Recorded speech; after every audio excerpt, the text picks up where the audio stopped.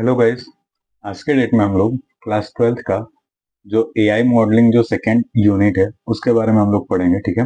और इस यूनिट में हम जानेंगे कि इस यूनिट में कौन कौन से क्वेश्चन आते हैं, ठीक है, और क्या क्या इसमें पढ़ना होता है, ठीक है। आइए स्टार्ट करते हैं।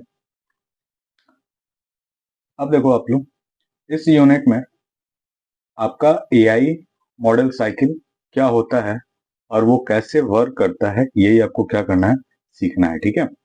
अब देखो, एआई मॉडल लाइफ साइकिल जो होता है यानी एआई प्रोजेक्ट साइकिल जिसको हम कहते हैं, इसको 3 फेज में यहाँ पे क्या किया गया, डिवाइड किया गया, ठीक है। फेज 1, फेज 2 और फेज 3, ठीक है। फेज 1 में क्या होता है, तो हम इसमें प्रोजेक्ट से रिलेटेड प्लानिंग करते हैं और इसमें हम क्या करते हैं, उसी प्रोजेक्ट से रिलेटेड डाटा को क्या किया जाता है, इसमें कलेक्ट करने का काम करते हैं, ठीक है। तो फेज 1 में हम क्या करेंगे, प्रोजेक्ट की प्लानिंग करेंगे कि यानी प्रोजेक्ट कैसे बनाना है और उस प्रोजेक्ट से रिलेटेड कौन कौन से डाटा हमको कलेक्ट करना है, यही चीज हम क्या करते हैं, फेज 1 में काम करते हैं, ठीक है। अब जो सेकेंड होता है, अब हम क्या करेंगे, प्रोजेक्ट बना रहे हैं तो उस प्रोजेक्ट को हम कैसे डिजाइन करते हैं, यानी उसका लुक कैसे दिखाई देना चाहिए और उसकी टेस्टिंग हम कैसे करेंगे अपने मॉडल की, ठीक है। तो ये हम क्या करते हैं, सेकेंड फेज में हम करते हैं, ठीक है। और थर्ड फेज में क्या होता है, हमारा लास्ट फेज होता है जिसमें हम अपने मॉडल की मेंटेनेंस करते हैं और उसको क्या करते हैं, डिप्लॉयमेंट कराने देते हैं, ठीक है। डिप्लॉयमेंट का मतलब होता है कि हम उसको मार्केट में हम उसको उस मॉडल को क्या करते हैं, लॉन्च करते हैं और उसको क्लाइंट से हम उसकी फीडबैक लेने का काम करते हैं, ठीक है। ये 3 फेजेस होते हैं, याद रखना। एआई प्रोजेक्ट साइकिल पे या फिर एआई मॉडलिंग में टोटल 3 फेजेस होते हैं, फेज 1, फेज 2 और फेज 3। फेज 1 में हम प्लानिंग करते हैं प्रोजेक्ट से रिलेटेड और उससे हम डाटा कलेक्ट करते हैं। फिर सेकंड में हम क्या करते हैं, उसकी डिजाइनिंग करते हैं और उसकी टेस्टिंग करते हैं। और थर्ड में हम उसको क्या करते हैं, मार्केट में लॉन्च करते हैं और मार्केट में लॉन्च करने के बाद उसका कस्टमर से हम उसका फीडबैक लेते हैं, ठीक है। अब इन्हीं चीजों को हम क्या करते हैं, लाइन बाय लाइन समझते हैं, ठीक है। अब यहाँ पे देखो आप लोग, इसी चीज को क्या कर दिया गया है, इसको यहाँ पे डिवाइड किया गया है। फेज 1 में कौन कौन सा आता है, तो फेज 1 में आपका प्रॉब्लम स्कोपिंग आता है, डाटा एक्विजिशन आता है और डाटा एक्सप्लोरेशन आता है। ये आपके फेज 1 के पार्ट है। उसके बाद से फेज 1 के बाद आपका जो फेज सेकेंड आता है, जिसको हम क्या कहते हैं, मॉडलिंग कहते हैं, फिर से इवेल्युएशन होता है और डिप्लॉयमेंट होता है, ठीक है। और डिप्लॉयमेंट के बाद हमारा क्या आता है, फीडबैक आता है, जो हमारा लास्ट स्टेज है, ठीक है, लास्ट फेज है। तो यहाँ पे आपको मेन चीज क्या याद रखना है, आपको इनको स्टेज के नाम से आपको याद रखना है। ये प्रॉब्लम स्कोपिंग आपका फर्स्ट स्टेज, सेकेंड स्टेज आपका डाटा एक्विजिशन, थर्ड स्टेज आपका डाटा एक्सप्लोरेशन, फोर्थ में हमारा मॉडलिंग हो जाएगा, फिफ्थ में इवेल्युएशन हो जाएगा। यही 5 आपको स्टेज याद रखने हैं, ठीक है। ये डिप्लॉयमेंट और फीडबैक, ये अगर आपसे पूछा जाता है डिप्लॉयमेंट क्या होता है, फीडबैक क्या होता है, तो इसको आप किसी स्टेज में ऐड नहीं करोगे, इसको आप बस फेज में याद रखना, ठीक है। तो आपका लास्ट स्टेज कौन सा होता है और स्टार्टिंग स्टेज कौन सा होता है, तो लास्ट आपका इवेल्युएशन हो जाएगा और स्टार्टिंग आपका प्रॉब्लम स्कोपिंग होता है, ठीक है। इनको आपको लाइन से आपको याद रखना है, ठीक है।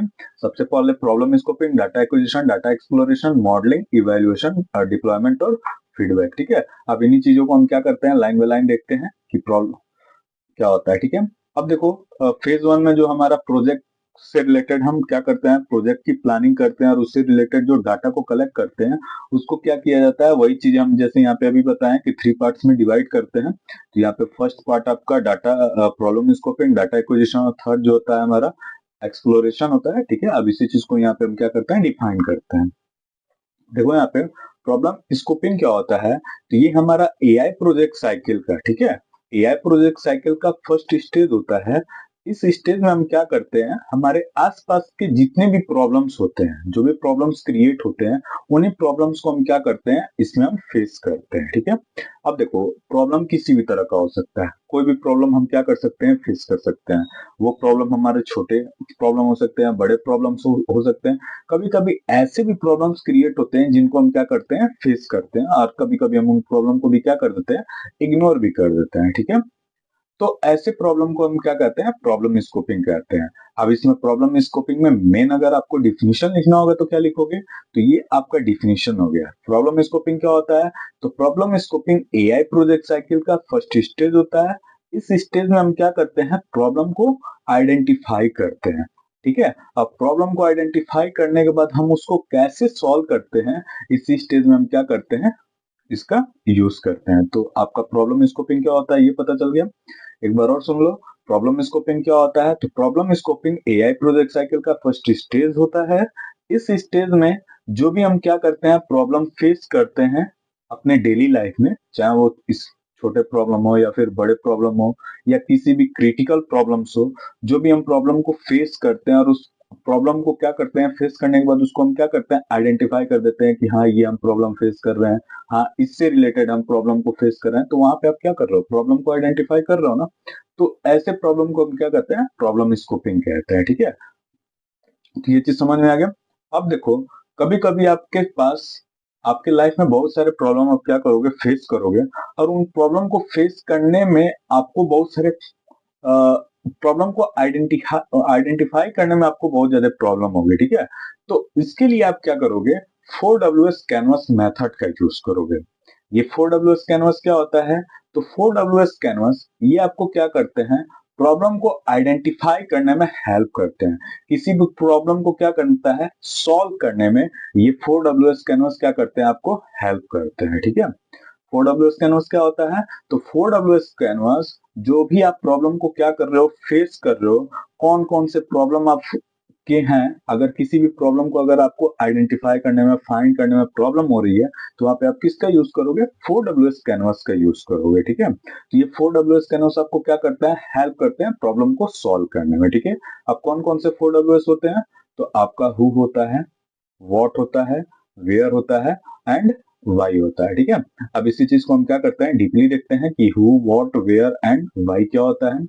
तो हु देखो, हु क्या होता है, तो आपको इसमें हु का मतलब कौन सा वो पर्सन है, या कौन से ऐसा अ, जैसे पर्सन कह सकते हो। ठीक है, who is affected by the problem, कौन है जो इस प्रॉब्लम से क्या कर रहा है, अफेक्ट हो रहा है, और किसको इससे क्या होगा, बेनिफिट होगा। जैसे इस प्रॉब्लम को हम क्या कर देते हैं, सॉल्व कर देते हैं, तो कौन सा ऐसा व्यक्ति है जो इस प्रॉब्लम को फेस कर रहा है, जैसे इस प्रॉब्लम को सॉल्व किया तो उसको क्या होगा, इससे बेनिफिट होगा। तो ये हमारा क्या करता है, हु बताता है। ठीक है, और हु का मतलब हमारा, हु किसको कहेंगे, तो स्टेक होल्डर को कहेंगे। ठीक है, अगर आपको हु नहीं समझ में आया तो एक लाइन में सुनो, हु क्या होता है, तो हु वो पर्सन होता है जो प्रॉब्लम को क्या करता है, फेस करता है, और जैसे उस प्रॉब्लम को हम सॉल्व कर देते हैं, उस प्रॉब्लम से रिलेटेड जितने भी बेनिफिट होते हैं उसको क्या होता है, उनको बेनिफिट होता है। जैसे उसको सॉल्व कर देते हैं, उनको क्या होगा, उससे बेनिफिट होगा। तो किसको बेनिफिट होगा, स्टेक होल्डर को बेनिफिट होगा। ठीक है, तो स्टेक होल्डर समझ में आया। स्टेक होल्डर कौन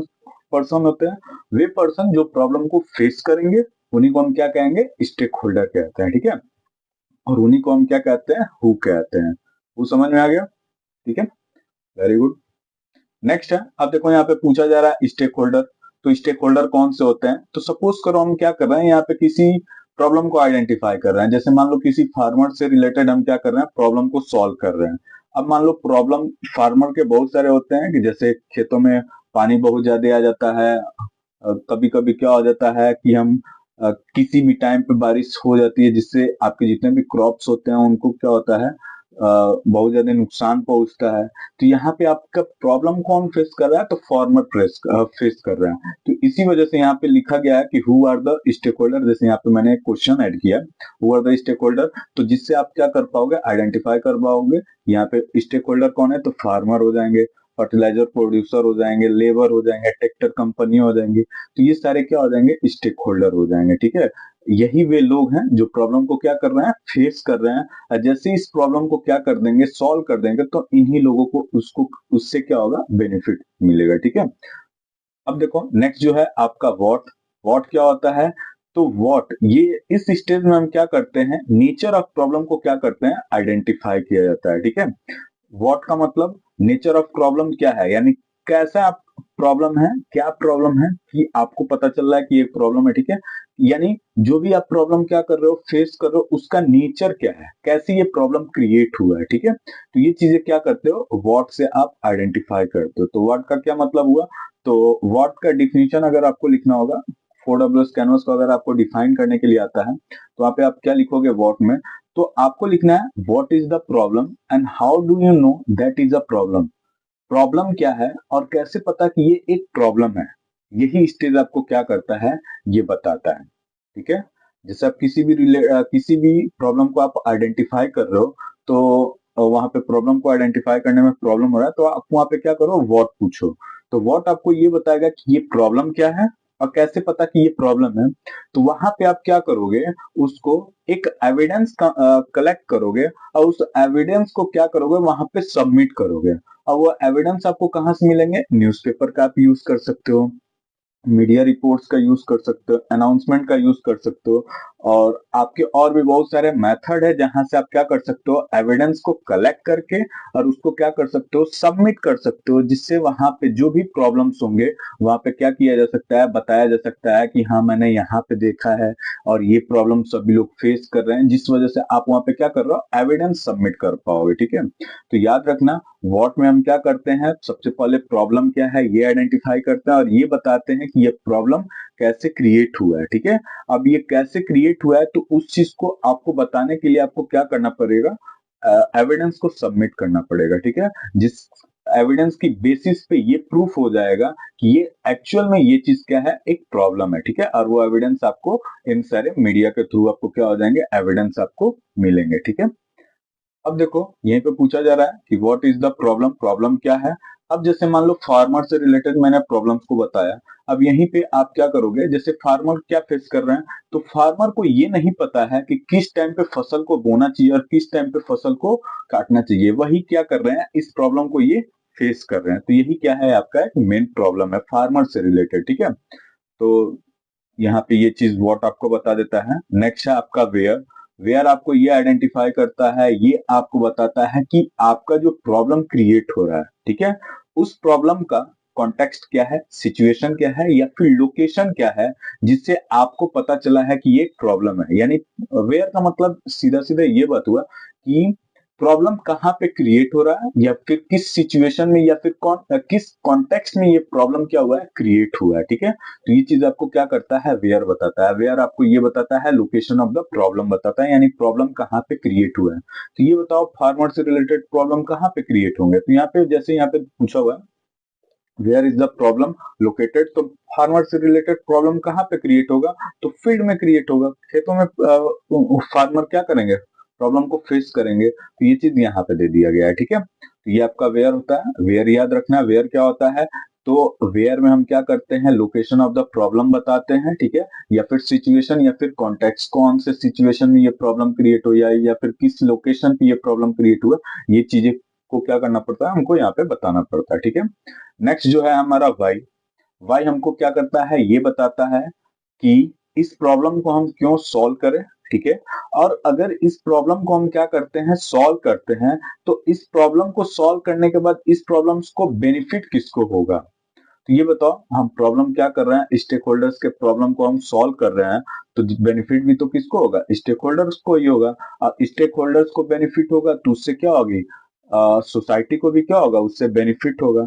तो वाई हम इस प्रॉब्लम को क्यों सॉल्व करें, तो इस प्रॉब्लम को सॉल्व करने के बाद स्टेक होल्डर जो होंगे उनको क्या हो जाएगा, बहुत ज्यादा बेनिफिट होगा, और स्टेक होल्डर को बेनिफिट होगा तो हमारी सोसाइटी के लिए भी क्या होगा, ये चीज अच्छा होगा। इसलिए हम इस प्रॉब्लम को क्या करना चाहते हैं, सॉल्व करना चाहते हैं। ठीक है, अब देखो प्रॉब्लम प्रॉब्लम तभी से कई बार चीजों को हमने प्रॉब्लम को यहाँ पे नाम लिया हुआ है। तो प्रॉब्लम का मतलब क्या चीज, अगर आप एआई मॉडल क्रिएट करो, तो वो एआई मॉडल आप कौन से थीम पे क्रिएट करना चाहते हो, किस थीम पे आप उस मॉडल को बनाना चाहते हो। ठीक है, तो बहुत सारे प्रॉब्लम्स होते हैं, जैसे एनवायरमेंट से रिलेटेड प्रॉब्लम, एजुकेशन से रिलेटेड प्रॉब्लम। ऐसा सॉफ्टवेयर आप बनाओ, ऐसा मॉडल आप बनाओ कि ये सारी चीजें क्या करें, ऐसे रिलेटेड कोई भी प्रॉब्लम हो तो वो क्या किया जा सके, सॉल्व किया जा सके। ठीक है, इसीलिए इस चैप्टर को हम लोग पढ़ रहे हैं। ठीक है, तो यहाँ पे 4 भी आपका क्या हो गया, कंप्लीट हो गया। ठीक है, और 4 कंप्लीट हो गया। अब इसके बाद से जो हमारा बाकी जो स्टेज हैं, जो भी हमारे फेजेस हैं, उसको हम नेक्स्ट वीडियो में पढ़ेंगे।